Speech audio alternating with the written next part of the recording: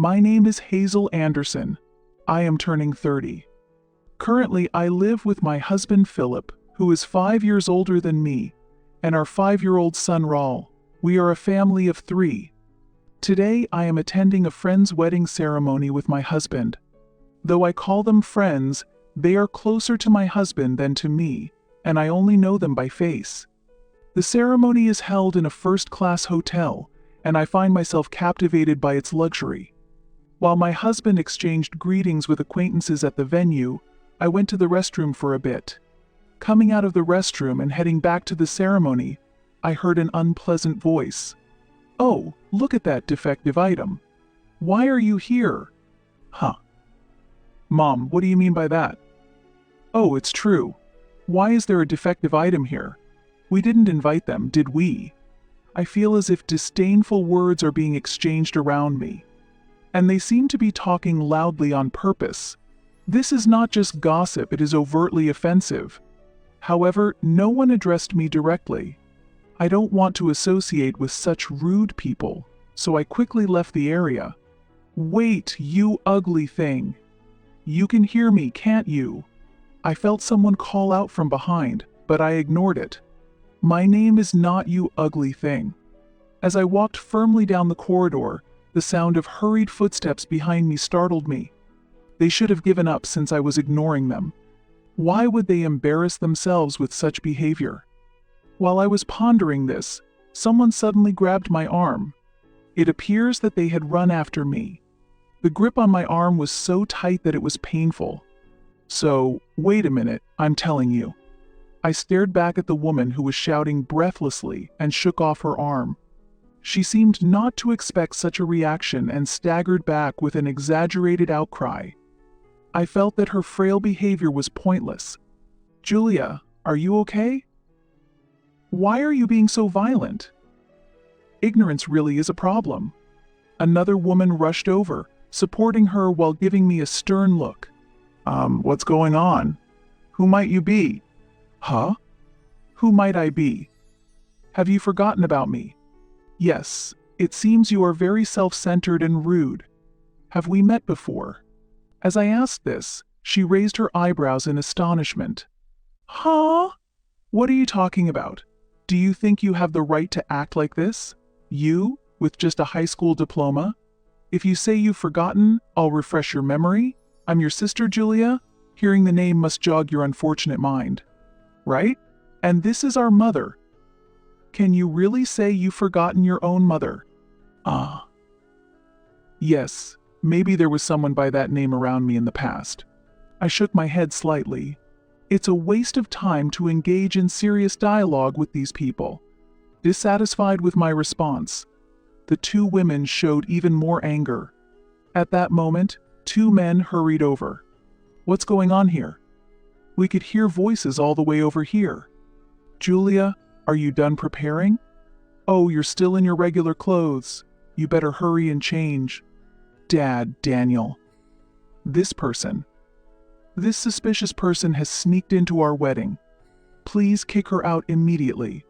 The woman claiming to be Julia pointed at me while shouting. Weren't they taught that it's not nice to point at people? The reactions of the 2 men who saw me were completely different. The man called Dad widened his eyes, and then clearly showed a displeased expression. The man known as Daniel froze with a look of shock, and his face gradually paled. What's going on? Why is Hazel here? To see her face on such a happy day. Exactly. She must have slipped in by mistake. It's unbearable. Hey, call the security, quickly. Wait a minute, what are you saying? Be careful with your words. This person is. While the man called Dad agreed with Julia, Daniel spoke up with a pale face. Seeing this, I muttered quietly, You really know nothing. My remark went unnoticed by those around me. Hazel. There you were. I've been looking for you. A new person appeared. It was my husband, Philip. All eyes turned to Philip, who seemed slightly surprised. Sorry, I was on my way back, but got tangled up with some strange people.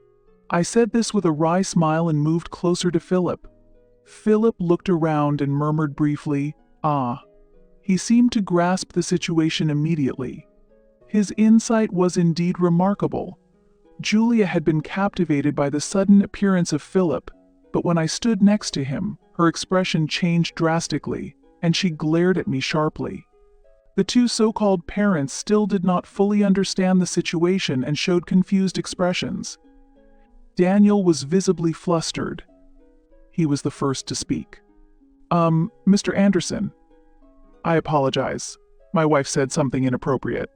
I really am sorry to your wife too. Come on, Julia, apologize too.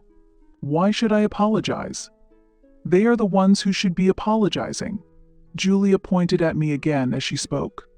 This disrespectful person intruded on our important wedding.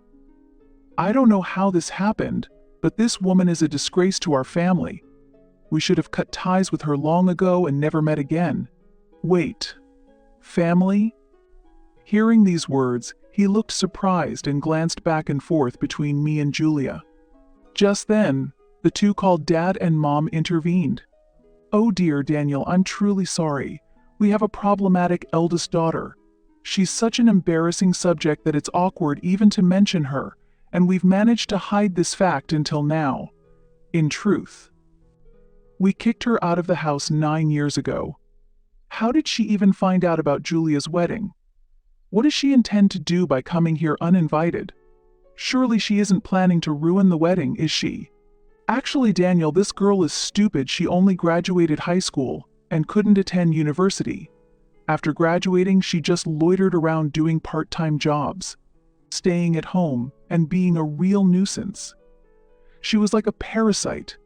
She should be grateful we provided for her through high school. Why did she sneak into the wedding? I had received such harsh treatment. Yet, I had long severed ties with this family and effortlessly brushed off all their insults. These people were, in fact, my family. At least, that's what the family registry stated. However, my parents doted on my sister, who is 6 years younger than me, and had neglected me from the time I began to develop my own identity. My father's family has been producing doctors for generations, and our home was a clinic. My mother worked as a nurse in the family-run clinic. To an outsider, our family might have appeared to live without any want. However, the reality was a home filled with toxicity. I remember trying hard to earn my parents' love when I was young, but I gave up all expectations from my family because the reason for favoring my sister was incomprehensible to me. She was deemed attractive, and I was not. Fortunately, although it might sound odd to evaluate myself, I was intelligent and excelled academically. Therefore, I focused on my studies with the goal of leaving home early. During that time, I felt like I was acting the role of the defective elder sister in the family. Listen, I won't allow you to go to university. You are inherently a defect. There's no way you could get into university. Start working immediately after high school graduation, become independent, and contribute financially to the house. It's thanks to us that someone as unattractive as you could grow up at all. You owe us a debt of gratitude. That's right. You never seem grateful. As for college expenses, we might consider it for Julia, but there's not a single cent available for you. You will spend your life serving us. Even if you do get a job, it won't be anything significant. This is what my parents told me during my senior year of high school. By the way, this conversation was recorded at the time and has been preserved to this day. During my high school years, I recorded almost all of the verbal abuse and irrational behavior from my family. My sister Julia, seeing the consistent behavior of our parents, also scorned me and always tried to assert her dominance. I will become a doctor and take over Dad's job in the future. I'll work hard enough for the both of us, since my big sister can't. Oh, that's so nice to hear. Yes, learn from her failures and do your best. Don't worry, Julia, you can do it. Yes, we will support you fully. Unlike your sister, Julia, you are truly our pride. They would have these kinds of conversations blatantly in front of me. It was like something out of a play. After graduating high school, I worked various part-time jobs for about 3 years. I still lived at home, technically. They said I was a nuisance, but they wouldn't allow me to leave on my own terms because they wanted to use me as it suited them. However, I had secretly rented an apartment. Although my family continuously told me, "We won't forgive you if you do this. We won't allow you if you don't do that after becoming an adult," I realized I didn't need their permission anymore. Of course, there were complications like needing a guarantor for certain things. By the way, I intentionally reported less income from my part-time jobs, so the amount of money demanded by my family was minimal. Additionally, I began investing and gradually increased my savings. When Julia was preparing for her high school entrance exams, she used the convenient excuse that she couldn't concentrate with me around, and I was kicked out of the house. My parents seemed to assume I would eventually return, but for me it was a perfect opportunity to become independent. It must have been a surprise for them that I, who was belittled as incapable of doing anything on my own, didn't return. However, that soon became irrelevant to them. As far as my parents were concerned, having Julia was enough.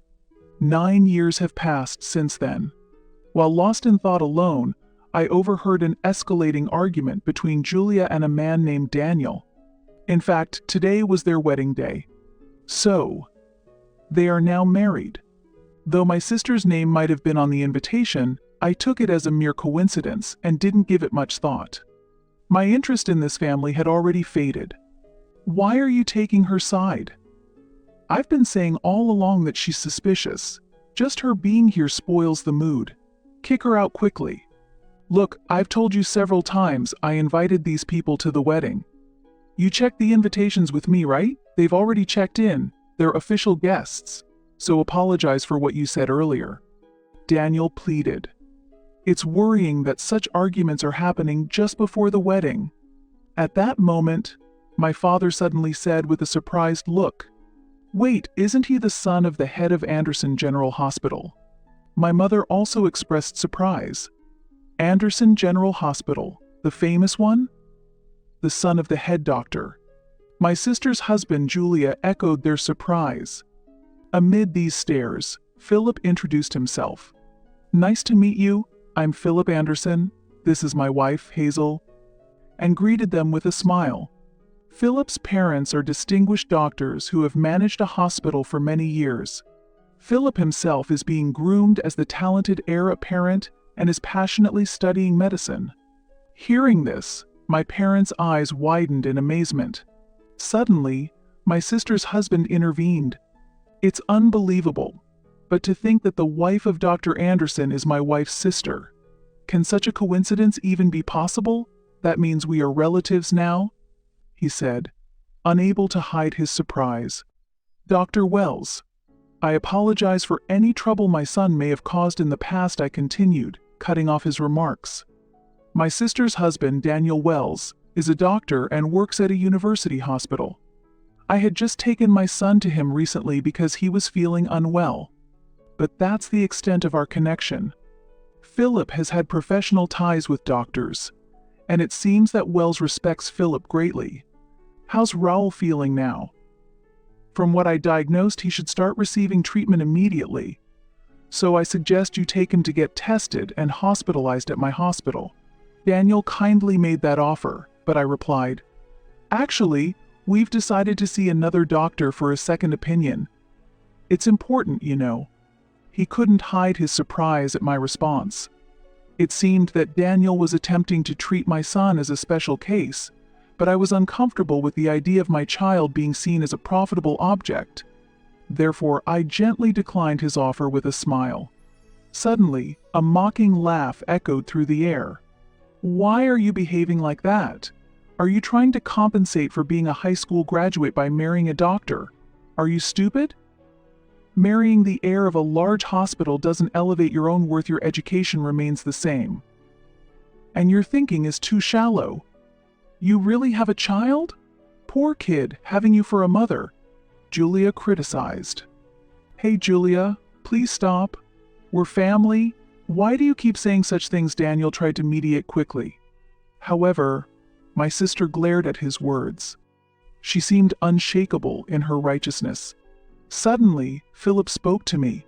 "Hazel, are they really your family?" he asked doubtfully. "No, these people can no longer be called family. A real family wouldn't suddenly scold you for no reason, refuse to feed you just because you spilled a little food, would give me secondhand clothes found in a dumpster while laughing as they compare them to the high-end brands they give to my sister. They wouldn't throw away my study materials claiming you're too stupid to need them, or soak my textbooks with water to make them unusable. So, no. They are not my family anymore. True, a real family wouldn't strip you naked in the winter cold for not lending a book to your sister, or lock you in a hot shed in the summer. They wouldn't silently sell your belongings or tell you directly that you're expected to labor for a lifetime.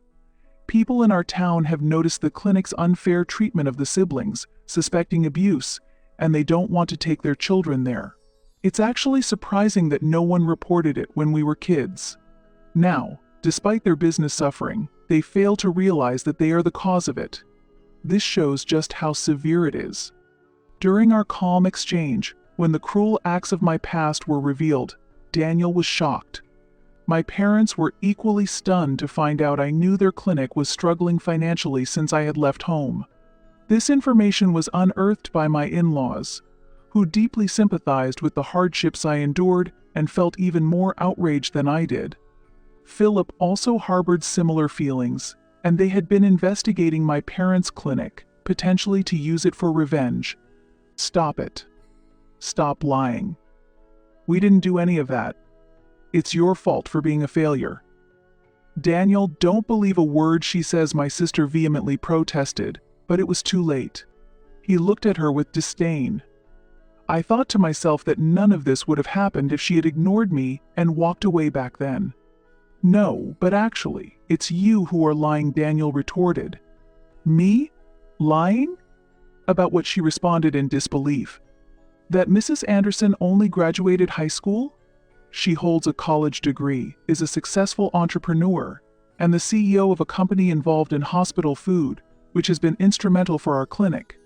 CEO, my sister exclaimed in shock, staring at me as if seeing something unbelievable. My parents were equally astounded. Stop lying. She's just a high school graduate. Are you saying she went to college behind our backs without us knowing? My mother said that accusingly. Yes, I did go to college. I was already an adult, and I had no obligation to report to strangers who are not my family, I replied. What are you saying? How can you speak to your parents like that? We didn't give you permission to go to college, my father shouted. Why would I need your permission? I calmly countered, and they could not hide their indignation. After high school, I worked various jobs and saved a considerable amount of money. I used part of these funds to pay for college tuition. There was still so much I wanted to learn and pursue. Living away from home, I enjoyed my freedom and was capable of anything. While in college, I started my own business. That's also when I met my current husband. Reflecting on this fills me with deep emotions. Meanwhile, my sister was mumbling something with a pale face. I can't believe it. I always thought she was the incapable and inept sister who couldn't do anything by herself, that she would die somewhere after being expelled. Despite all that, she graduated from college and is now a CEO and married to the heir of a major hospital. Why? I thought I would be the happier one. Why is she more successful than me? Why does she look happy? Why indeed? Maybe it's because despite being treated unfairly by our family, she never gave up and kept working hard. Maybe luck played a small role as well. After saying this, I looked back at my sister firmly. And then I revealed a shocking fact. By the way, I heard you dropped out of middle school. Is that true? This revelation completely shocked everyone around, including my former parents and Daniel. What? What are you suddenly talking about? Who dropped out of middle school? My sister countered, though I admired her bravery in doing so. I heard from a distant relative who has always been kind to us that after I left home, you overestimated your capabilities, thinking you could easily get into any prestigious school without studying. You went into the exam unprepared and ended up writing almost nothing. resulting in the expected failure. After that, you became unruly at home and were in a reclusive state for a long time, right? You only returned to society recently when our parents introduced Daniel as a suitable marriage partner for you, I explained. As I spoke, Daniel's expression grew increasingly stern, while my parents and sister turned pale. The relative who provided this information is a distant cousin of my father, known for his skill in gathering information.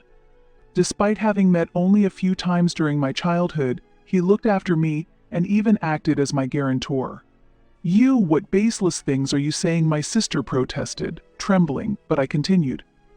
"Actually, the claim that you work in medical administration is also false, isn't it?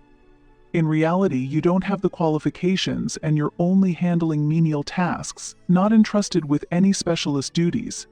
It's good that at least the minimum professional ethics are being maintained," I stated. "Stop it. Your words are filled with lies.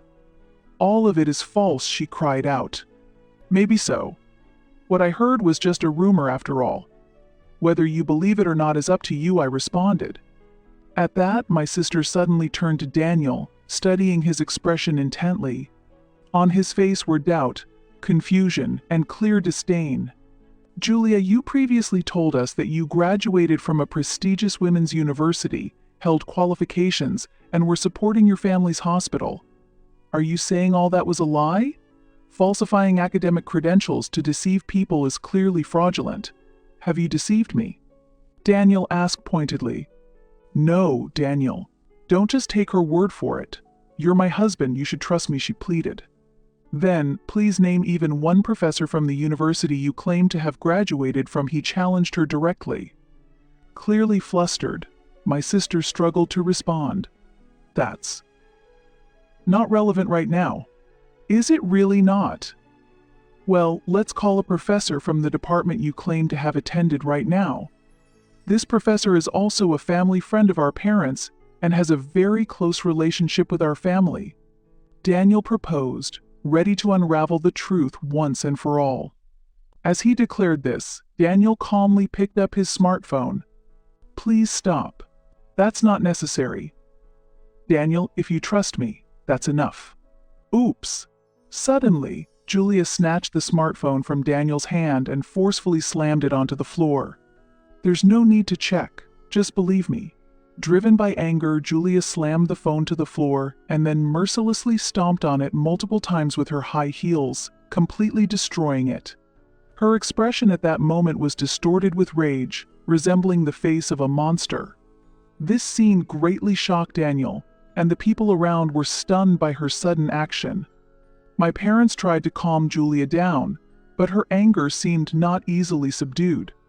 The commotion caught the attention of other guests and the venue's staff, who gathered around with concerned looks. The venue momentarily descended into chaos, with a very intense disturbance unfolding. Despite being there, I felt as if it were happening to someone else. I could no longer feel a familial connection with my sister or those present. For me, my family now consists only of my husband and son. "Shall we go home? I think we've done our duty here," I suggested to my husband. Philip looked a bit surprised and asked, "Are we finishing up already, Hazel?" I replied with a calm smile. "It's okay. Let's go home. Oh, and let's stop by the cake shop at this hotel on the way back and buy some delicious cake. There's one that's been very popular recently." "Hey, that sounds like a good idea.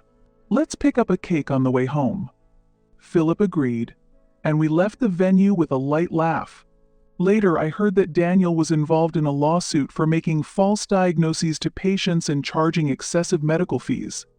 Following this, my former parents, finding themselves in a dire situation, sought my support. However, they did not know my current contact information and ultimately showed up at the hospital where my husband works, wanting to see us. "So, she's the daughter-in-law of the hospital heir. She is our daughter, please let us see her right away. Contacting the son of the hospital director should solve this problem instantly. We are really in trouble. We need her to repay the kindness we raised her with. We are family. So it's only natural to seek help." "That's right. Honestly, I never thought she would be so useful, but it pays to raise them, doesn't it? I never imagined she would find a more suitable partner than Julia. We are now in laws with the son of the hospital director, so it's natural for us to seek support." They proclaimed this loudly at the reception, causing quite a stir. However, it was not my husband or I who responded, but rather, coincidentally, my parents-in-law. They, with a stern look, firmly asked my parents, "What business do you have with our daughter?" My parents were unsettled by this stern response, literally froze on the spot, and quickly left the scene. They tried to contact us several times afterward, but because they did not focus on resolving their own business issues, their hospital eventually had to close. When I received news of the closure, I felt no particular emotion. Instead, I felt a sense of relief that they had reaped what they sowed. I thought it was one of the most refreshing moments. Later, I heard that Julia and Daniel had gotten divorced. It was astonishing that their marriage had lasted even a few months. The lawsuit Daniel was involved in, and his subsequent dismissal from the hospital probably dealt a fatal blow to their relationship. Julia seemed determined to surpass my happiness and find greater joy, but she continued to make poor choices in the process. As her first step, she secretly started having an affair with a much older, married doctor, hoping to find a more advantageous position for herself. However, this affair soon came to light and escalated into a significant issue when the doctor's wife demanded compensation. Desperate, she sought help from her parents to resolve the situation, but they quickly disowned her, labeling her a disgrace to the family. I have no certain information about what happened to her afterward, but she had failed her high school entrance exams and as a result, had lived reclusively at home for a long time. Living a life isolated from society, she unknowingly started working in the night world, facing hardships that eventually led to health issues and ultimately homelessness. Hearing these stories, my interest in her gradually diminished. Meanwhile, as retirement approaches, my former parents struggle to find positions as doctors or nurses, but it seems no hospital will accept them due to their long-standing bad reputation. This is likely a consequence of their ruthless treatment of me in the past. Now, they are no more than people from my past, and I no longer have the capacity to devote time to thinking about them. Regarding my son, fortunately, after examinations at another medical facility, he no longer needs to be hospitalized, and his condition has significantly improved with proper medication. I will continue to do everything I can to protect my family,